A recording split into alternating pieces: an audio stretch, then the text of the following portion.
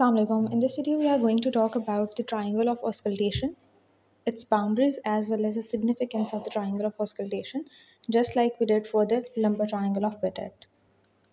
Talking about the triangle of auscultation एक छोटा सा small triangular interval है जो कि बैक पे प्रेजेंट होता है. ठीक है, एक तो ये ट्राइंगल ऑफ ऑस्कल्टेशन प्रेजेंट होता है और दूसरा हमारे पास लंबर ट्राइंगल ऑफ पिटेट प्रेजेंट होता है.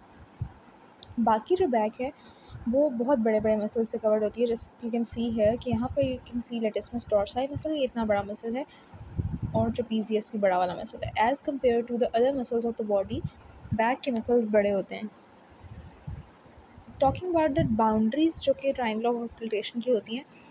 अब बाउंड्रीज़ में हमारे पास क्या क्या आता है. बाउंड्रीज़ में सबसे पहले अगर मीडियल बाउंड्री की बात की जाए तो medial boundary lateral border of trapezius से बनती है. अब ये देखिए, जो बाजू वाली साइड पे बॉर्डर है ट्रेपीजियस का, वो कौन सा वाला है, लेटरल है, और जो स्पाइन की तरफ है वो है मीडियल बॉर्डर ट्रेपीजियस का.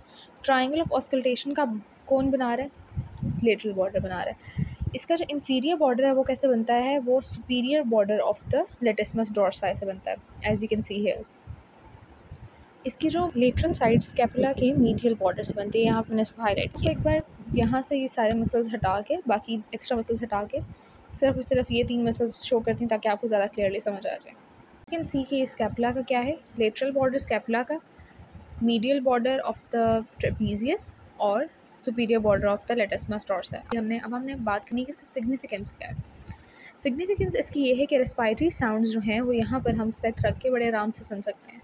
और बैक जाएँ अगर हम कुछ टाइम बैक, तो देखा जा सकता है कि जब एक्सरेज डेवलप नहीं हुए थे ना, तो उस टाइम पे यहाँ पर इसी एरिया के ऊपर रख के स्टेथ को सॉल्विंग लिक्विड्स की साउंड्स को लोग सुनते थे, डॉक्टर सुनते थे, ताकि वो एसोफेजियल ट्यूमर्स को जो डिटेक्ट कर सकें. ठीक है, रिब्स की अगर बात करें कि कौन से रिब्स इसके फ्लोर बनाती हैं, तो रिब्स यहाँ से मैं सेलेक्ट कर लेती हूँ.